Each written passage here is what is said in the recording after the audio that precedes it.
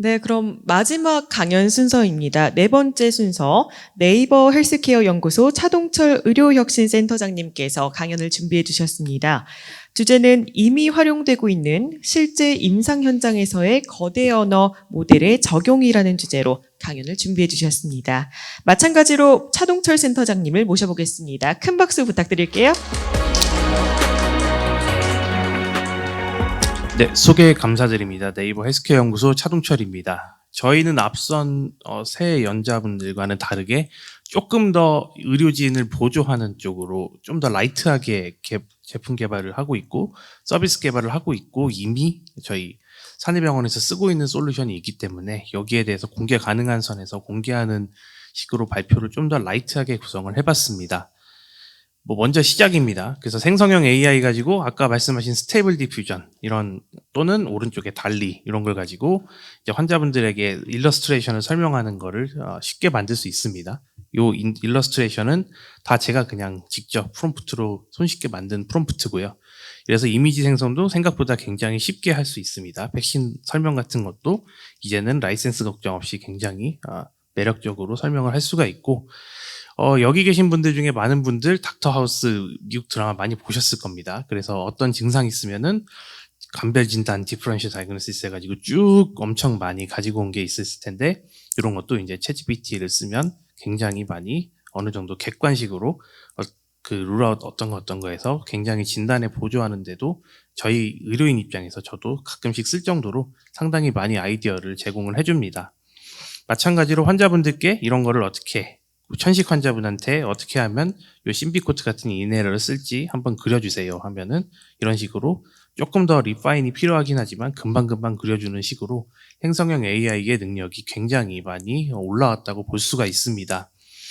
자, 얼마 전에 저는 아직은 민방위 훈련을 받고 있어서 마지막 아마 연차일 것 같은데 민방위 훈련 받고 나서 사이버로 이렇게 물어봅니다. 그래서 요거를 요즘에는 약간 좀 어려운 것 같아가지고 이거를 어떻게 물어볼까 하다가 캡처를 해서 챗GPT한테 물어보니까 질문 특성 자체도 이거 사진으로 그대로 업로드했는데 이게 어떻게 된 거고 답변까지 할 정도로 지금 멀티모달 같은 경우에도 챗GPT 오픈 AI 같은 경우에는 많이 올라와 있고 저희 회사도 조만간 이런 멀티모달 모델을 공개할 것으로 알고 있습니다. 그래서 이미 생활에는 많이 침투를 해 있다고 볼 수 있고요. 그래서 초거대 AI는 굉장히 국가적으로 중요하다 이런 컨셉을 가지고 많이 여기 나이파에서도 과제 같은 거를 진행을 하고 있는 걸로 저도 알고 있고요. 의학적인 기능 자체는 아직은 확실하게는 모릅니다. 그런데 어쨌든 언어 모델에서 이제 어느 정도 대리로 볼 수 있는 게 이제 메드큐의 USMLE 테스트인데 이렇게 봤을 때 GPT-4는 상당히 높은 점수를 가지고 테스트를 통과했고 우리 이제 네이버는 파운데이션 모델은 하이퍼클로바 X라는 모델이 있습니다. 그래서 이 모델 가지고도 우리나라 국가고시 문제를 풀려봤습니다. 그랬을 때 보통은 레그라고 아까 표현하는 리트리버를 기반으로 가지고 와서 푸는 거긴 한데 어쨌든 봤을 때 70점 가까이 이미 통과하는 능력은 보유를 하고 있어서 이 모델은 내부적으로 보유해서 저희 서비스 쪽으로 나중에 적용할 예정이라고 보시면 됩니다. 그래서 정신과 같은 문제도 실제로 풀려봐도 이런 식으로 정답을 잘 하고 제가 이제 이비인후과 전문이기 때문에 이비인후과 전문의 시험 레벨로도 풀려봤을 때 하나는 틀리고 하나는 맞았습니다. 그래서 상당히 깊게 들어가도 어느 정도 맞추는 이런 능력을 벌써 보여주고 있어서 어느 정도 이제 현장에서 적용하기까지 어느 정도 성능이 받침된다는 거는 저도 이제 실제적으로 느끼고 있습니다. 그래서 저희 이제 네이버 회사에서 이런 네이버 케어라는 부속의원을 운영을 하고 있고 여기는 네이버 임직원들만 쓸 수 있는 1차 의원이라고 보시면 됩니다. 그래서 여기에서 이제 각종 솔루션들을 저희가 실제 사내 직원분들께 제공을 해주고 거기에 대해서 피드백을 얻어서 지속적으로 개발을 고도화해 나가고 있습니다. 진료 과목은 가정의학과, 재활의학과, 그다음에 건강검진 상담 같은 것도 하고 있고 이비인후과, 비뇨의학과 5개를 진료 과목을 하고 있고 이제 여러 가지 진료를 시행하면서 아까 말씀드렸다시피 IT 솔루션들을 지금 적용을 해보고 있습니다. 그래서 네이버 외부에 보통 이제 저희는 B2C를 또 플랫폼 기업이다 보니까 환자 또는 네이버 유저가 봤을 때는 증상이 생겼을 때 네이버 검색을 하고 거기서 예약을 하고 쭉 일련의 과정을 거치게 되고, 또한 증상이 없더라도 1년에 한 번씩 또는 몇 년에 한 번씩 건강검진 같은 거를 받아서 본인 건강을 관리할 수도 있습니다.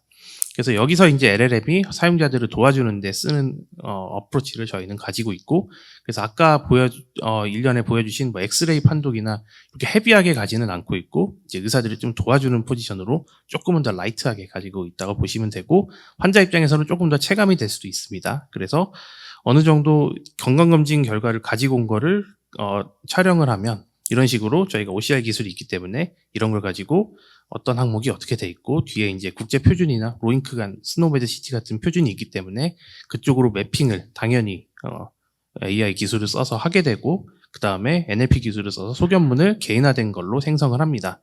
그래서 예시를 보여드린다면 이제 건강검진 한 거를 쭉 몇 페이지를 걸쳐서 찍었습니다. 그랬을 때 어떤 검사 결과가 안 좋게 나왔고, 그 다음에 저희가 이제 의사로서 이 환자분들께 어떤 상담 멘트를 제공해 주고자 한다면 연료 같은 걸로 시드 같은 걸 넣는 겁니다. 우리로 지금 프롬프트를 넣는다고 보셔도 되고, 그랬을 때 이런 프롬프트를 넣으면 이제 어느 정도 코칭할 때 이런 식으로 환자분들께 개인화된 메시지로 저희가 줄 수 있어서, 실제적으로 네이버 사내병원에서 이용하는 분들이 이제 사실상 AI가 미리 많이 드래프트를 작성해준 문서지만 굉장히 처음부터 친근하게 작성했던 것처럼 조금 더 따뜻한 메시지를 전달을 할 수 있고 좋은 반응을 얻고 있습니다.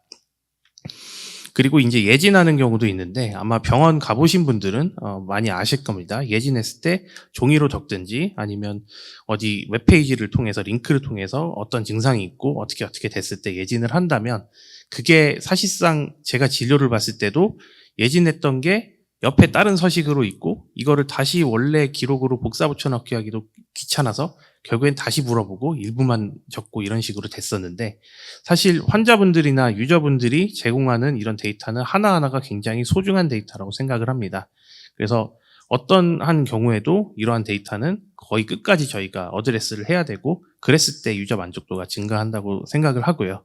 그래서 병력 청취를 쭉 하고 나면 이런 식으로 저희가 실제로 쓰는 EMR이라고 하는 이 플랫폼에 어느 정도 차팅으로 입력이 되기 때문에 여기서부터 시작점을 가져가고, 그 다음부터 여기서 모자란 정보를 추가로 저희는 입력하고 실제적으로 뭐 엑스레이를 찍고 다시 오든지 아니면 뭐 복부 진찰을 하든지 이런 식으로 넥스트 액션을 바로 이어지게 하면 됩니다.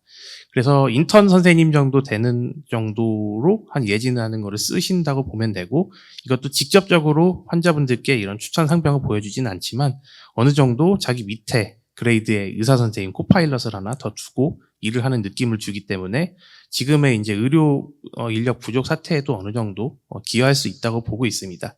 실제적으로 이거는 네이버 케어 사내의원에서 3년 정도 벌써 이미 써서 많이 안정화를 시켰고, 올해가 가기 전에 아마 대국민적으로도 이거 써보실 기회가 있을 거라고 저는 생각을 하고 있습니다.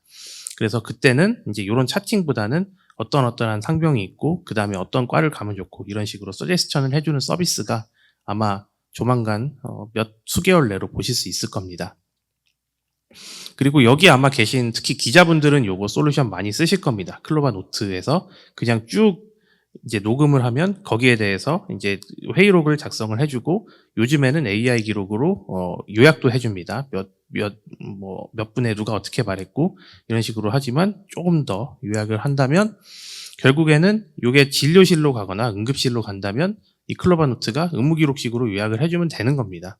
생각해보면 의사인 저도 환자를 볼 때 의료 용어로 말하지는 않아요. 환자분들하고 커뮤니케이션 해야 되기 때문에 보통은 일상생활 용어를 말하기 때문에, 그랬을 때 이 용어를 한 번에 쭉 받아 적고 거기를 통해서 이제 한 번에 의무기록을 만들어준다면, 원래 같으면은 저는 스크린 치면서 정신없이 타자 치느라 환자분 눈도 못 마주치고 여기에 집중을 하게 되는데, 이제 환자분들 눈 마주치고 그냥 알아서 보시고 진료 기록은 얘가 알아서 해주고 마지막에 컨펌만 해주면 됩니다. 그래서 약간 시니어 교수님들 보시면 레지던 선생님이 옆에 들어가서 옆에서 이렇게 타이핑 도와주시고 하는 거를 이제 이걸 AI 기술로 해결을 하려고 하고 있고, 이것도 벌써 한 6개월 정도 제 진료실에서 실제로 쓰고 계속 버전업을 해가면서 외부에서 아직은 저희가 오픈을 하지 못했지만 일부 병원과는 실제적으로 필드 테스트도 해보고 있습니다. 자, 그래서 이런 식으로 이제 저희가 쭉 이렇게 얘기를 하면 1번, 2번, 1번, 2번 어떤 얘기를 했을 때 이런 식으로 이게 초기 버전이고요. 그 다음에 이제 조금 더 되면 이런 식으로 프레젠트 일리스도 요약해주고 플랜은 이렇게 되고 다 요약이 됩니다. AI가 자동으로 다 제너레이션 한 거고 EMR이라는 저희 의사들이 쓰는 시스템하고 연동이 조금 더 되면 좋겠는데 아직까지는 그렇게까지는 못하고 있고 나중에 당연히 이런 것도 염두에 두고 있습니다. 그래서 앞으로 수년간 이어지면 말씀하신 대로 와서 의사분들은 뭐 환자 진료 자체에 신경을 쓰고 도큐멘테이션은 여기서 알아서 해주고 그래서 환자분들 만족도를 더 높일 수 있지 않을까라고 기대를 하고 있습니다. 자, 그래서 요게 안에서 약간 진짜 날카롭게 찌르는 것처럼 약 알러지라던가 뭐 드시고 계신 약 있으세요? 아니요. 그럼 이것 때문에 진통제 드셔보셨어요? 이것 때문에요? 아니요. 그럼 진통제 안 드시고 그냥 바로 오신 거예요? 너무 진짜 약간 칼로 찌르는 느낌 들어서. 진통제는 그것보다 좀 더 빨리 나올 거예요. 그리고 검사 결과에 따라서 추가적인 검사가 있을 수도 있습니다.